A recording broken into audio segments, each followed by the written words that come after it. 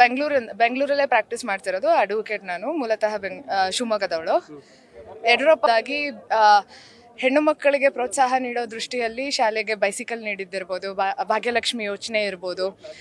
ನಾನು ರೈತಾಪಿ ವರ್ಗದ ಕುಟುಂಬದಿಂದ ಬಂದಿರೋದ್ರಿಂದ ರೈತರ ಬಗ್ಗೆ ಕಾಳಜಿ ತೋರಿಸಿದಂಥ ಪ್ರಮುಖ ಅಲ್ಲ, ಏಕೈಕ ನಾಯಕ ಅಂತಲೇ ಹೇಳ್ಬೋದು, ಅದು ಯಡಿಯೂರಪ್ಪನವರು. ವಿಶೇಷವಾಗಿ ಕೃಷಿ ಬಜೆಟ್ನನ್ನು ಪ್ರಪ್ರಥಮವಾಗಿ ದೇಶದಲ್ಲಿ ಮಂಡನೆ ಮಾಡಿದವರು. ನಾವು ಕೂಡ ಅವ್ರದ್ದು ಸೈಕಲಲ್ಲಿ ಶಾಲೆಗೆ ಹೋಗಿರೋ ನೆನಪು ನನಗೆ ಇವತ್ತಿಗೂ ಇದೆ. ನಾನು ಅದರ ಫಲಾನುಭವಿ ಅಂದರೆ ತಪ್ಪಾಗಲ್ಲ. ಹೈಸ್ಕೂಲ್ ಇದ್ದಾಗ ಸೈಕಲ್ನ ನೀಡಿದ್ರು. ಆ ಸೈಕಲ್ ಕೊಟ್ಟಂಥ ಸಂದರ್ಭದಲ್ಲಿ ಅನೇಕ ಪ್ರೈವೇಟ್ ಸ್ಕೂಲಿಂದ ಸರ್ಕಾರಿ ಶಾಲೆಗಳಿಗೆ ಸೈಕಲ್ಗೋಸ್ಕರ ಅಡ್ಮಿಷನ್ ಮಾಡಿಸಿದಂತಹ ಹಲವಾರು ಸ್ಟೂಡೆಂಟ್ಸ್ಗಳು ನಮ್ಮ ಜೊತೆಲಿದ್ರು. ಸೊ ಸೈಕಲ್ ಆಸೆಗೋಸ್ಕರ ಸರ್ಕಾರಿ ಶಾಲೆಗಳದ್ದು ಅಟೆಂಡೆನ್ಸು ಮತ್ತು ದಾಖಲಾತಿ ಹೆಚ್ಚಾಯಿತು. ರಾಜ್ಯದಲ್ಲಿ ಅನೇಕ ಬದಲಾವಣೆಗಳನ್ನ ತಂದರು. ರಾಜಕೀಯವಾಗಿ ಹೆಣ್ಮಕ್ಳನ್ನ ಈಗಲ್ಲ, 33% ಬರೋಕ್ಕಿಂತ ಮುಂಚೆಯಿಂದ ಬೆಳೆಸಿ ಪ್ರೋತ್ಸಾಹ ನೀಡಿ ಬೆಂತಟ್ಟಿದ್ದಾರೆ. ಇನ್ನೆಂದಿಗೂ ಅವ್ರನ್ನ ಸರಿಸಮ ನಿಲ್ಲುವಂಥ ನಾಯಕರು ಸಿಗಲ್ಲ.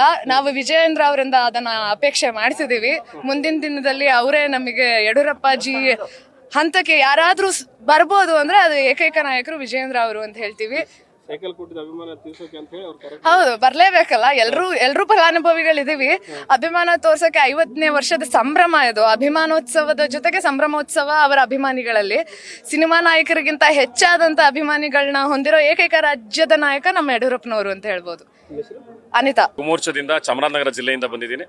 ವಿಶೇಷವಾಗಿ ಇವತ್ತು ಅಭಿಮಾನೋತ್ಸವದ ಬಗ್ಗೆ ಮಾತಾಡಬೇಕು ಅಂದ್ರೆ, ರಾಜಕಾರಣ ಕ್ಷೇತ್ರದಲ್ಲಿ 50 ವಸಂತಗಳನ್ನು ಪೂರೈಸಿರತಕ್ಕಂಥ ಏಕೈಕ ವ್ಯಕ್ತಿಗಳಲ್ಲಿ BS ಯಡಿಯೂರಪ್ಪನವರು ನಮಗೆಲ್ಲ ಪೂಜ್ಯನೀಯ ಸ್ಥಾನದಲ್ಲಿದ್ದಾರೆ. ಯಾಕೆಂದರೆ ಕಾರ್ಯಕರ್ತರಾಗಿದ್ದವರಿಗೆ ಯಡಿಯೂರಪ್ಪನವರ ಹೋರಾಟಗಳನ್ನು ನೋಡಿ ನಾವು ಇವತ್ತು ಭಾರತೀಯ ಜನತಾ ಪಾರ್ಟಿಯನ್ನು ಸೇರಿದಂಥವ್ರು. ಅವರ ಹೋರಾಟದ ಹಾದಿಯಲ್ಲಿ ನಾವು ಕೂಡ ಬೆಳಿಬೇಕು ಅನ್ನೋ ಆಸೆಯಿಂದ ಬಂದಂಥವ್ರು.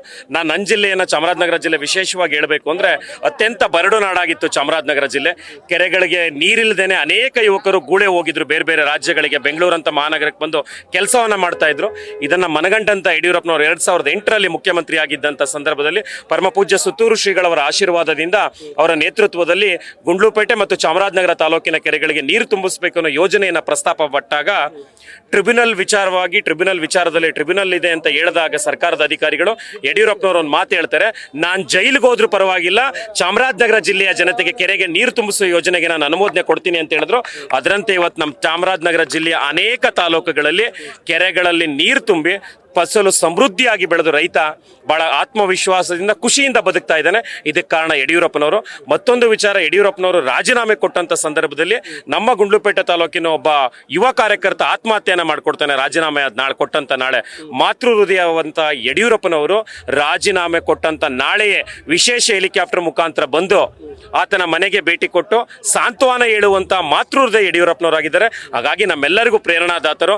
ಇಲ್ಲಿ ಗಮನಿಸ್ತಾ ಇದ್ರೆ, ಅವ್ರು ಓಡಿಸ್ತಿದ್ದಂತ ಕಾರು, ಅವರು ಪಕ್ಷವನ್ನು ಬಹಳ ಕಷ್ಟದ ಕಾಲದಲ್ಲಿ ಸಂಘಟಿಸ್ತಾ ಇದ್ದಂಥ ಕಾರ್ನಲ್ಲಿ ತೆರಳುತ್ತಿದ್ದಂಥ ಸಂದರ್ಭದಲ್ಲಿ ನೂರಾರು ಕಾರ್ಯಕರ್ತರ ಕಾರ್ನ ಮುಂದೆ ನಿಂತು ತಮ್ಮ ಖುಷಿಯನ್ನ ವ್ಯಕ್ತಪಡಿಸ್ತಾ ಇದ್ದಾರೆ. ಇಂಥ ಒಬ್ಬ ಮೇರು ಅದ್ಭುತ ನಾಯಕ ನಮಗ್ ಸಿಕ್ಕಿರ್ತಕ್ಕಂಥದ್ದು, ವಿಶೇಷವಾಗಿ ಭಾರತೀಯ ಜನತಾ ಪಾರ್ಟಿಗೆ ಸಿಕ್ಕಿರ್ತಕ್ಕಂಥದ್ದು ಬಹಳ ಖುಷಿ ಇದೆ. ಇದರ ನಂತರ ಮುಂದಿನ ಭಾಗದಲ್ಲಿ ವಿಜಯೇಂದ್ರ ಯಡಿಯೂರಪ್ಪನ ಈ ರಾಜ್ಯವನ್ನ ಮುನ್ನಡೆಸಬೇಕು.